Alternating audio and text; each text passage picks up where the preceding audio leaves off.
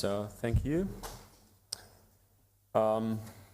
So my topic today is mainly on solar energy. So briefly, I don't want to talk about peak oil or something like here, because I made the experience in earlier days, 1985.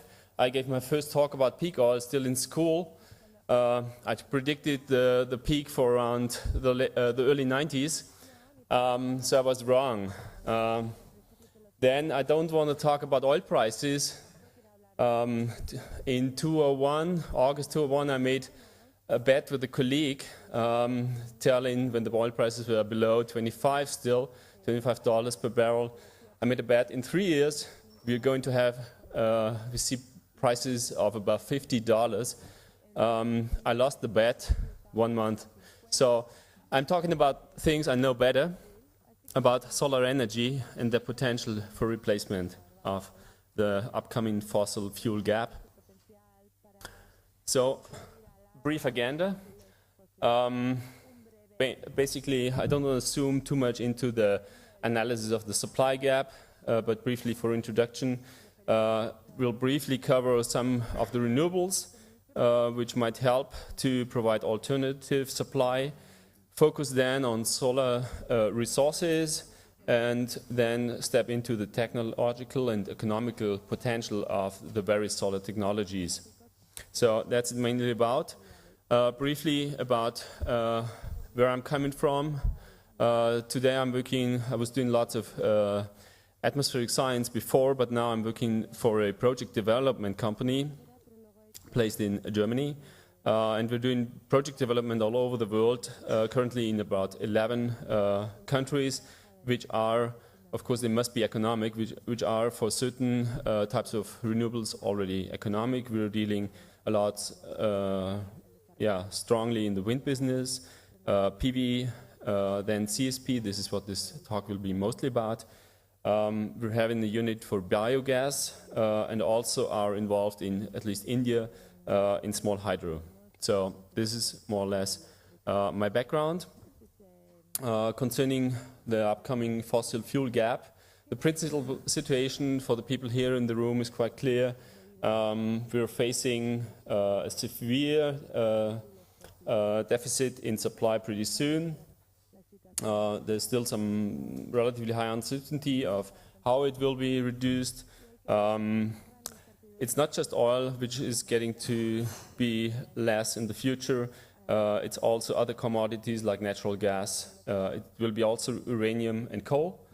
So on the midterm perspective, my view is until around 2020, we will see still lots of switches from oil to gas-fired power plants, for example, and also from gas then to coal, because there seems to be more left. But clearly the long-term perspective will be a reduction also of coal, probably before 2050.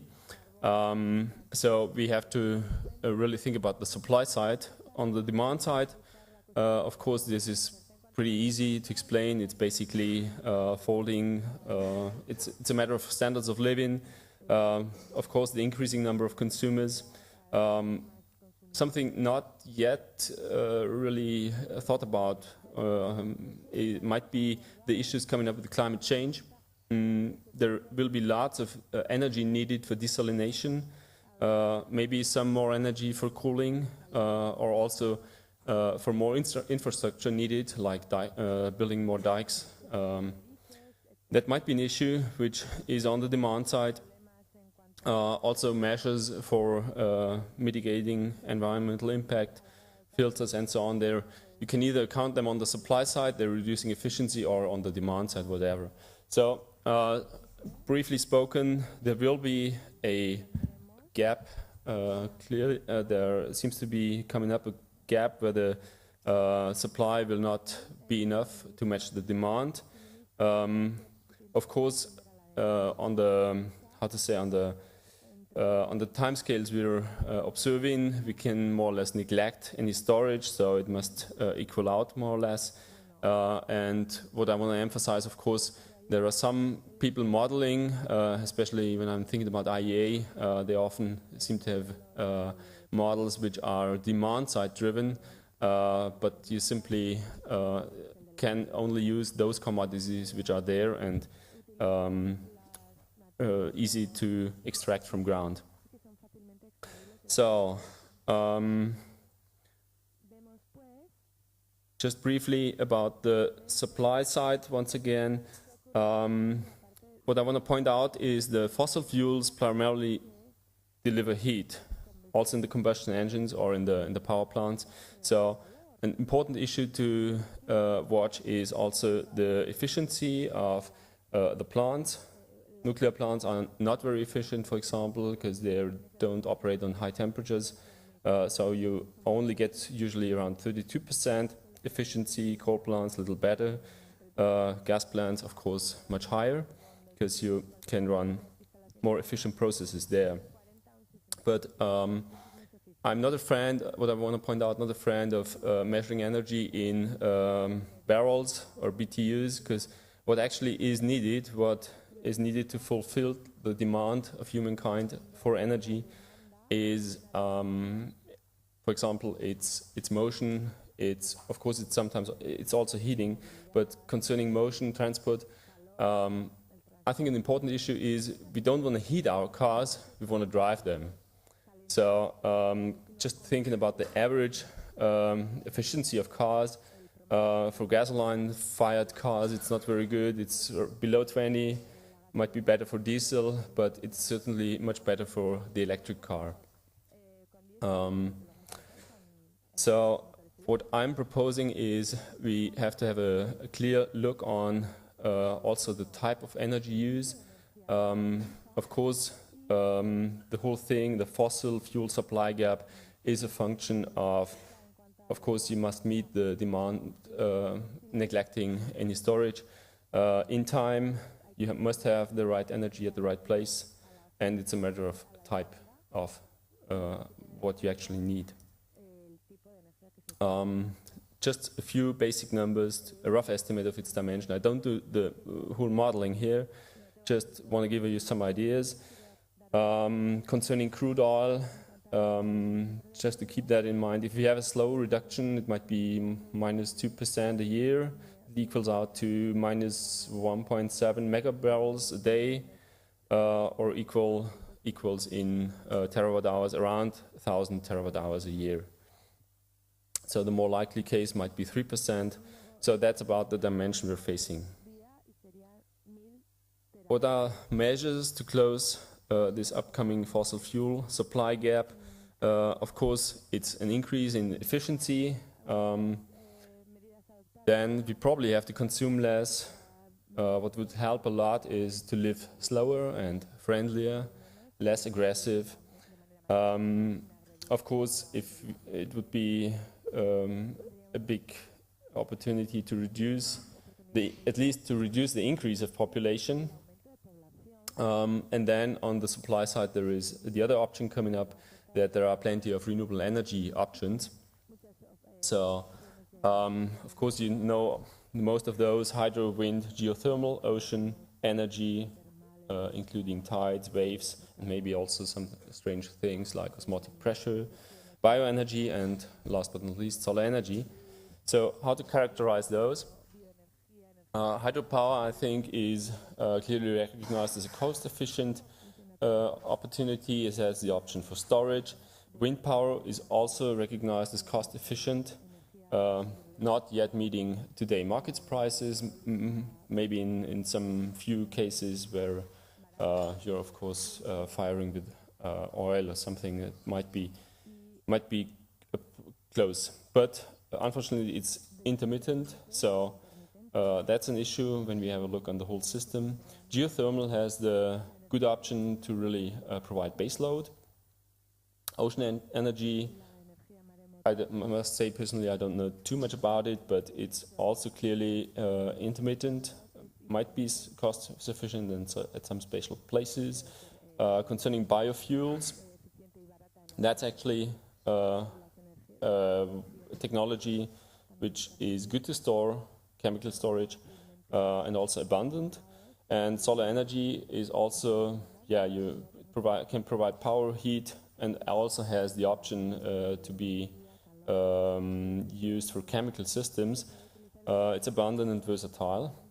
In principle, so we have plenty of options to cover the demand. And what's going to happen, or what have to be done, is check closely technical and economical potentials. Clearly, most of all those 6 are listed are towards providing better power. So electricity seems to be a much better option here. Just want to point out those few things here. What's very important is the arrow here. It's going to in both directions concerning the hydropower. And when we're thinking about changing towards an electricity-based system, more electricity-based system, I'm pretty much convinced that road traffic will more and more change towards electricity. And then we have the good opportunity to use all those batteries around for additional storage. I'm not too positive about aviation. I think those, on the long run, we will save most of the remaining fossil fuels, or the remaining oil, because it's so handy for aviation, and maybe then substitute that by biofuels. So that's the general view. Concerning solar energy resources, these are some satellite-derived maps. The upper one is showing the global horizontal irradiation. This is what you mainly can use with non-concentrating devices like photovoltaics or solar thermal systems. The map below is a little different. It shows you the direct normal irradiance, the one which you can use with concentrating devices. In principle, they're pretty much the same from the distribution, but it's an important issue to know if you want to apply solar energy systems. The basic thing is, on average, we have around 170 watt per square meters. So it's pretty abundant, as you can see at the map. This equals out to around 1 barrel of oil per square meter.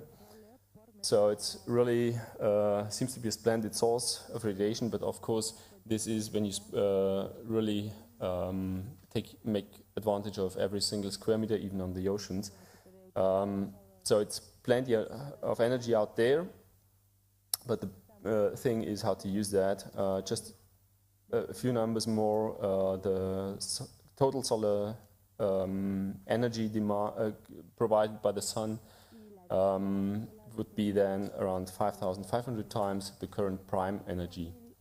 So where's the problem? Actually, it's how to convert that and how to set up the whole system. So there are, concerning solar energy, more or less 4 technology I could mention. I will skip the one on solar chemical and water processing. Might be another time I'm talking about this. I concentrate on the ones photovoltaics, solar thermal heating and cooling systems, and then solar thermal power plants. Starting with photovoltaics, this technology is very well known meanwhile. Reason is it's almost everywhere, in some countries at least. It's pretty easy to plan, install and operate, so that's really good. What's out there, what's installed already, the whole world, the whole total sum of photovoltaics by end of 2007 was almost 8 gigawatt electrical peak. Germany is currently the leader with almost 4 gigawatt. Then Japan, and now coming up, these are the numbers of end of 2007. Meanwhile, Spain probably overturned USA. So there was a big rush on PV just in the past month. Unfortunately, there are very high investment costs, and also concerning the energy you need to set up those systems, it's has a payoff time of around 2 years, so depending very much on the system. The costs are in the range, the system cost in the range of 4 to 8 euros per watt. There are some announcements to bring costs down even, yeah, to €1 per watt, but that's still, I want to see that first. Concerning bottlenecks, what I see here, the issue actually is you need pure silicon for that, and so the construction facilities you need here are high-tech, and of course you need a large amount of energy to produce pure silicon.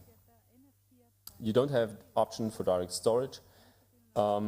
It's not dispatchable clearly, so there is a limit for the grid share. But the big advantage is it's fully scalable. You can use it from starting with a calculator till huge fields like you see here on this picture. It's excellent for, I'd say, small to medium-sized off-grid system. That's quite clear.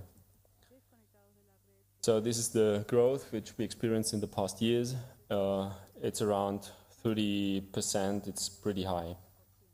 And in some countries even higher, but this is just moving around the panels to one country and have less growth in the other. But so on average, it's around 30%. We'll see. It's still a small market. Of course, this can't be keeping track forever. Okay, so another solar energy technology, solar thermal heating and cooling. It's quite simple. It's from the technology quite simple, but it requires more sophisticated planning, some more effort installing it, and also some more brain to really get the energy out, good control and optimization of the system. It's also a big success story, even longer than PV. In relative numbers, it's less growth than PV, but much more in absolute numbers. When you take a look on this graph over here, there is added just last year, 2006, 16 gigawatt thermal worldwide. It has very low investment costs. For the systems, it's maybe in the range of 0.4 to 2 euros per watt. So I don't see real bottlenecks for larger scale up at the moment. You need pretty common technology and materials. It's proven. It's also good for hybridization with fossils, but also the option for heating with biomass.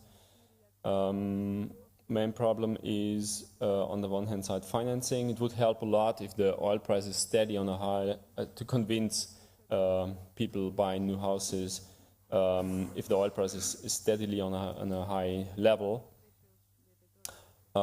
Maybe the main bottleneck here for this technology is just between the body and the brain. So if you really think about it, setting up a new house in most regions, it should pay off in around 10 years. It's also largely scalable. Storage is available, but what I see here, the lack of the option of seasonal storage. Of course, we have much more heat during the summertime when we don't need the heating. I see an option if you're scaling it up to have really large storage, then it's getting economical. So for district heating, it really makes sense to collect the heat during summer and have a large storage which you use then during winter time. Just one other issue, a company I formerly worked for, Sun Techniques, they set up a solar cooling system just here in Barcelona. It's a reasonable sized system, and it provides in the summertime the cold air for the important rooms. You don't have to cool everything, of course, and also the heating during winter. And this is around 70% coverage for cooling and heating only from the sun. And it's a solution just with a plug-and-play container. Concerning deployment of solar thermal heating and cooling, just to calculate how much does this already save. It's still small, but it already saves around, expressed in terms of barrels oil, around 0.2 megabarrel a day. So this is a plot I really like. This is intercomparing the different, most of the renewable energy technologies. What you see on the left-hand side is the solar thermal heat. So it's surprisingly high how much is delivered already. Many people are not aware of the high amount of heat provided. The blue columns are actually the gigawatts installed, and more important even is the produced energy, of course. So it's surprising that let's say it's around half as much as provided by the wind energy, but of course it's wind produces electricity and the other just heat. Much less is geothermal, photovoltaics, pretty small still. This refers to the year 2006, so you might double those figures down there. And one important issue here is solar thermal power, the tiny thing here.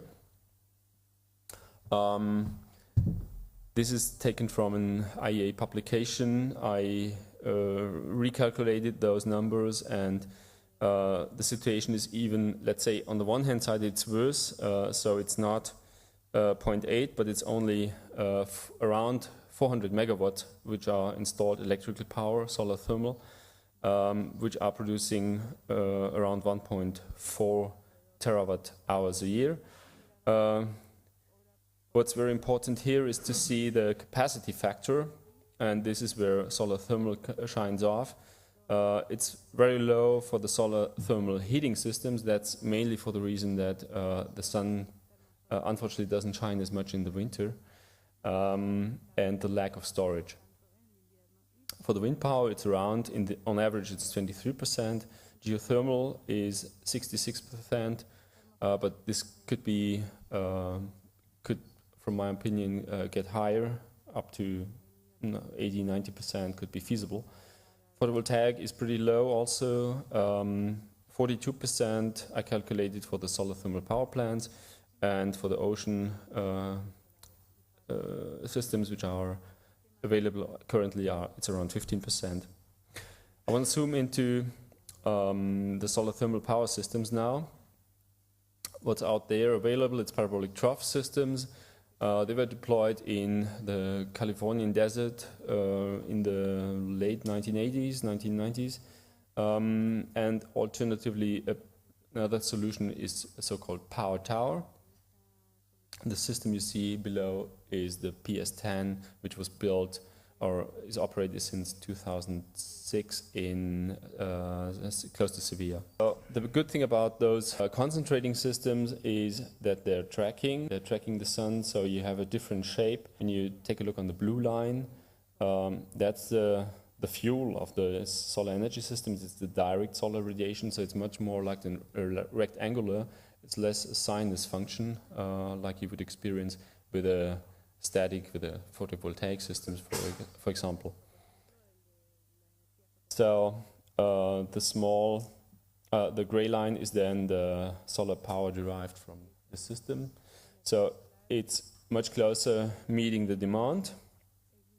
How does such a solar thermal power plant look like? The principal system is, the yellow ones is the solar field with the parabolic troughs here, and you have a circulation running, so-called heat transfer fluid system, which hands over the heat gained from the solar field to a steam cycle. So it's basically driving a steam turbine. The good thing here is you can also introduce, much easier than in other solar systems, a thermal energy storage. This could be dimensioned pretty strong. So what's under discussion is around current systems. There's just these days close to Granada here in Spain opened up, or in the commissioning phase now, a 50 megawatt plant with a 7 to 8 hour storage. In principle, the advantage of such a thermal storage is the efficiency of the whole process is higher.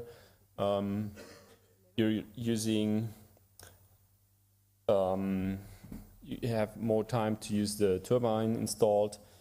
You have less transient conditions and so on. So that's really an issue.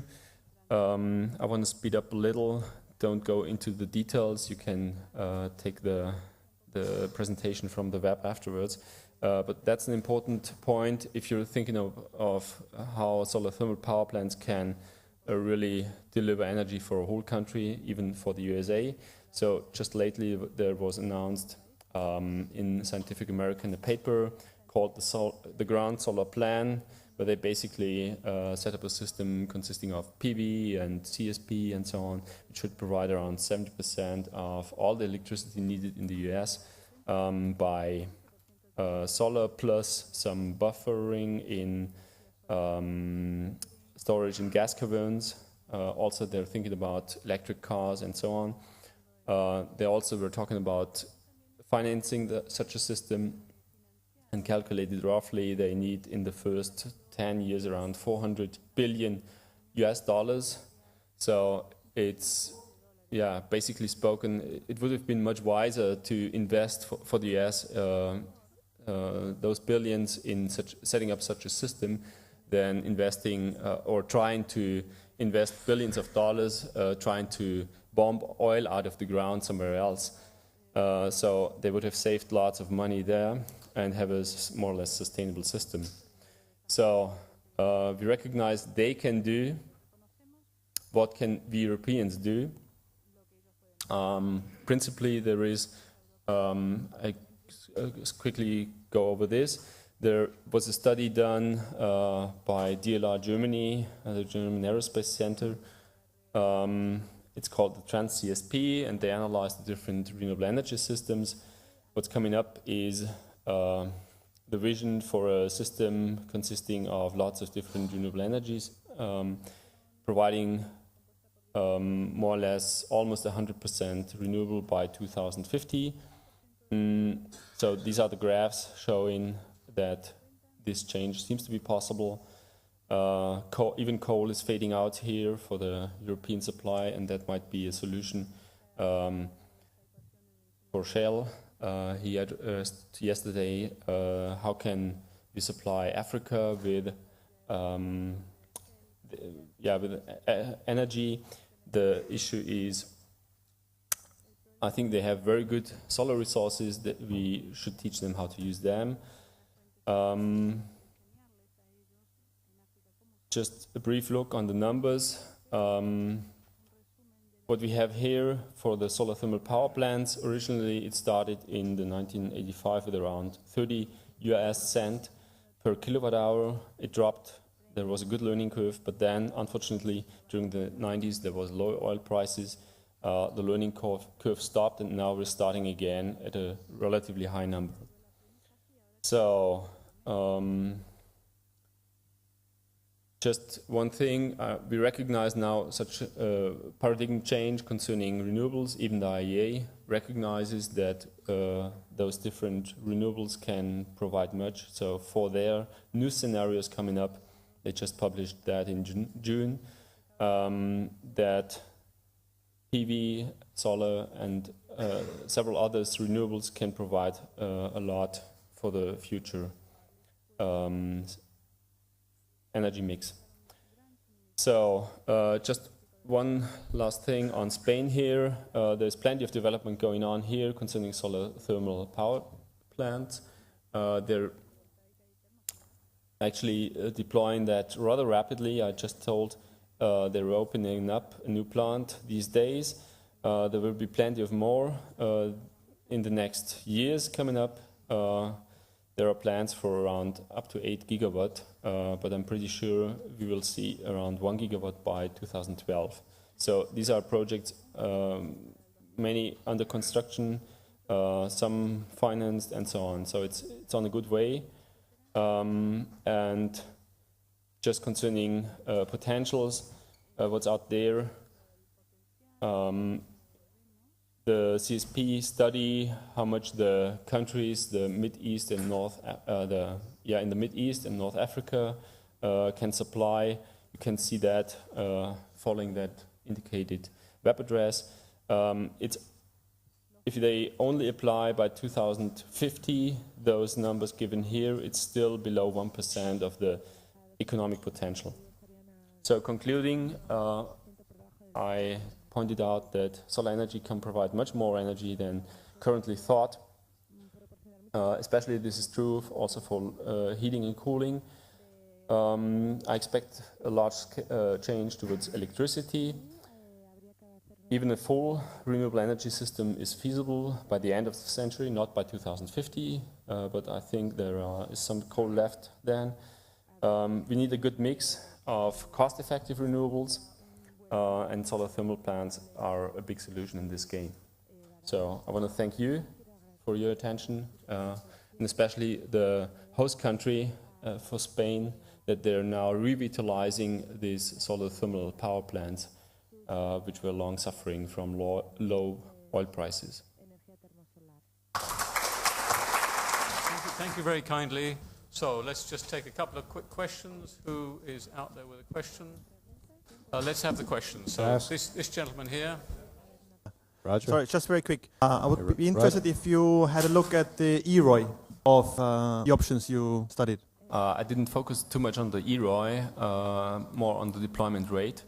But I think concerning the solar thermal power plants, it pays off in around half a year, so it must be, we're calculating currently around 25 years that it's at least valid. So it's in the range of 50. The CSP plants are with storage. Now you mentioned 7 or 8 hours potential storage to keep the turbines spinning. Are there any fundamental reasons why they could not oversize the reflecting array and the storage so that it effectively becomes a 24-hour base load supplier of electrical power? In principle, you can. Of course, it's a matter of economic optimization. And currently, especially when I'm thinking of the States, you're bound more or less to market prices. And when dimensioning the system, you're trying to best meet the market price so that the system pays off as fast as possible. So there is also some economic, it's not just economic reason, it's also leading to the situation that you better meet, the system better meets the demand. In principle, storage up to 16 hours seems to be feasible, but not economic at the moment. Thank